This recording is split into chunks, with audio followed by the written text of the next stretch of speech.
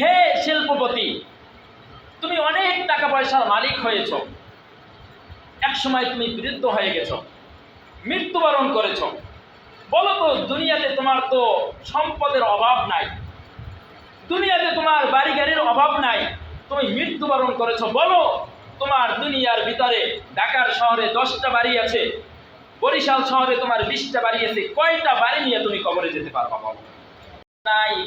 সম্পদের ভিতরে কোনো সফলতা নাই, রাজনীতির ভিতরে কোনো সফলতা নাই, বাড়ি গাড়ির ভিতরে কোনো সফলতা নাই। কদ আফলাহা মান যাক্কাহা, আবার অন্য আয়াতে বলেন কদ আফলাহা মান তাযাক্কা। তারা সফল যারা অন্তরটাকে পরিশুদ্ধ করতে পেরেছে। দুনিয়াকে উপভোগ করতে পারবে না, দুনিয়ার জায়গায় দুনিয়া পড়ে থাকবে। একদিন মানুষ এরকম ব্যর্থতার পরিচয় দিয়ে তারপর দুনিয়া থেকে বিদায় নিয়ে চলে যাবে। এজন্য আল্লাহ সুবহানাহু ওয়া তাআলা বলেন, হে দুনিয়ার মানুষ, দুনিয়াতে তোমরা যে যেই কাজ করো সকল কাজের পিছনে তোমরা সফলতা খোঁজ করো। তুমি একজন ব্যবসায়ী, তুমি ব্যবসা করো, ব্যবসা করে করে অনেক সম্পদের মালিক হয়েছ। তুমি অনেক সম্পদ এটা অর্জন করবে, সফল ব্যবসায়ী হবে, তোমার ধন সম্পদ এগুলো তুমি উপভোগ করবে, আর এই উপভোগের ভিতরে তুমি সফলতা খোঁজ করো। কিন্তু না, এর ভিতরে তোমার সফলতা নাই। এই শিল্পপতি, তুমি টাকা পয়সার কারবার করো, তুমি দুনিয়ার যে কোনো একটা মানজিলে পৌঁছার পরে মনে করবা যে তুমি সফল হয়েছো, না, তুমিও সফল হতে পারো নাই। তুমি রাজনীতি করো, রাজনীতি করে করে পৃথিবীর ভিতরে তুমি অনেক জনসমর্থন অর্জন করেছ। অনেক জনসমর্থন অর্জন করার পরে এক সময় তুমিও দুনিয়া থেকে বিদায় নিয়ে চলে যাবে। কিন্তু এই যে জনসমর্থন অর্জন করেছো, এর মধ্যে তুমি মনে করেছো তোমার সফলতা, না, এর মধ্যেও তোমার সফলতা নাই। দুনিয়ার ভিতরে তুমি যেই কাজ করো না কেন, কোনো কাজের ভিতরে তোমার সফলতা নাই। তোমার সফলতা আমি আল্লাহ সুবহানাহু ওয়া তাআলা কিছু জিনিসের ভিতরে রেখে দিয়েছি। আমার কথা অনুযায়ী যদি চলতে পারো, আমার দিক নির্দেশনা অনুযায়ী চলতে পারো, তাইলে এই আমার পথের ভিত্তি, আমার দিক নির্দেশনার ভিত্তি তোমার জন্য রয়েছে সফলতা, তোমার জন্য রয়েছে উত্তম সফলতা, তোমার জন্য রয়েছে স্থায়ী সফলতা। দুনিয়ার কোনো কাজের ভিত্তিতে তুমি সফলতা পাবে না। হে শিল্পপতি, তুমি অনেক টাকা পয়সার মালিক হয়েছ, একসময় তুমি বৃদ্ধ হয়ে গেছ, মৃত্যুবরণ করেছ। বলো তো, দুনিয়াতে তোমার তো সম্পদের অভাব নাই, দুনিয়াতে তোমার বাড়ি গাড়ির অভাব নাই, তুমি মৃত্যুবরণ করেছ। বলো, তোমার দুনিয়ার ভিতরে ঢাকার শহরে 10টা বাড়ি আছে, বরিশাল শহরে তোমার 20টা বাড়ি আছে, কয়টা বাড়ি নিয়ে তুমি কবরে যেতে পারবা? বলো। পারবে? একটা বাড়ি নিয়ে যেতে পারবে?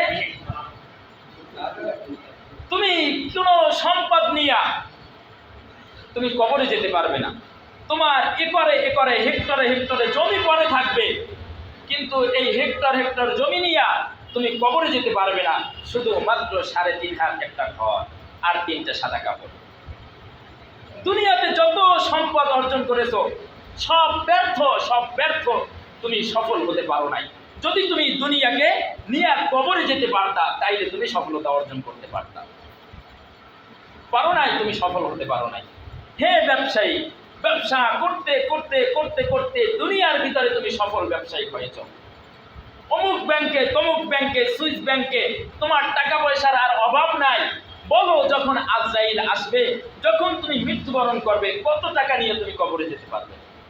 পারবে? 1 টাকা নিয়েও যেতে পারবে না। তাইলে এই সম্পদ অর্জন করা, এর ভিতরে তোমার চূড়ান্ত সফলতা নাই, এর ভিতরে তোমার চূড়ান্ত সফলতা নাই, তুমি ব্যর্থ। হে পলিটিক্যাল লিডার, তুমি রাজনীতি করতে করতে করতে করতে অনেক জনসমর্থন অর্জন করেছো। যখন তুমি ঘর থেকে বের হও, তোমার পিছনে তোমার জনসমর্থনের আর অভাব নাই, চেলা চামুন্ডার কোনো অভাব নাই, কিন্তু বলো, তুমি রাজনীতি করতে করতে অনেক ক্ষমতার মালিক হয়েছ, যখন মৃত্যুবরণ করবা তোমার কয়জন সাথী নিয়ে তুমি কবরে যেতে পারবা? কয়জন নিয়ে যেতে পারবে? না একাই যেতে হবে?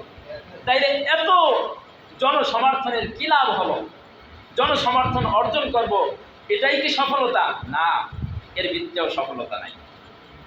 আল্লাহ সুবহানাহু ওয়া তাআলা বলেন, উলাইকা আলা হুদাম মির রাব্বিহিম ওয়া উলাইকা হুমুল মুফলিহুন। হে বান্দা, যদি তুমি সফলতা চাও, সফলতা দুনিয়ার সম্পদের ভিতরে পাবে না, ব্যবসার ভিতরে পাবে না, গাড়ি বাড়ির ভিতরে পাবে না, রাজনীতির ভিতরে, ক্ষমতার ভিতরে সফলতা পাবে না। তোমার জন্য সফলতা হয়েছে উলাইকা আলা হুদাম মির রাব্বিহিম ওয়া উলাইকা হুমুল মুফলিহুন। যে ব্যক্তি ঈমান আনার পরে হেদায়েতের পথে অটল থাকতে পেরেছে, হেদায়েতের রাস্তার উপরে ইস্তেকামত থাকতে পেরেছেন, ওয়া উলাইকা হুমুল মুফলিহুন, ওই ব্যক্তি হলো চূড়ান্ত সফল। ঈমান এনেছো, ঈমান আনার পরে এই ঈমানের পথে, হেদায়েতের পথে ইস্তেকামত থাকতে পেরেছো, আমলগুলো, ইবাদত বন্দেগীগুলো খুলুসিয়াতের সাথে, সহি নিয়াতের সাথে করতে পেরেছো, এর ভিতরে সফলতা। এর ভিতরে সফলতা।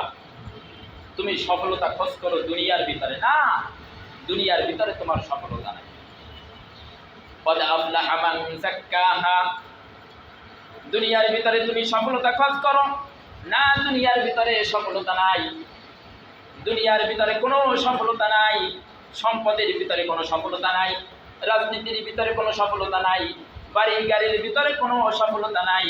ক্বাদ আফলাহা মান যাক্কাহা, আবার অন্য আয়াতে বলেন ক্বাদ আফলাহা মান তাযাক্কা, তারা সফল যারা অন্তরটাকে পরিশুদ্ধ করতে পেরেছে, যারা অন্তরকে পরিশুদ্ধ করতে পেরেছে, অন্তরটাকে, এটাকে পবিত্র করতে পেরেছে, হৃদয়টাকে পবিত্র করতে পেরেছে, কলবটাকে পবিত্র করতে পেরেছে, তারা সফল।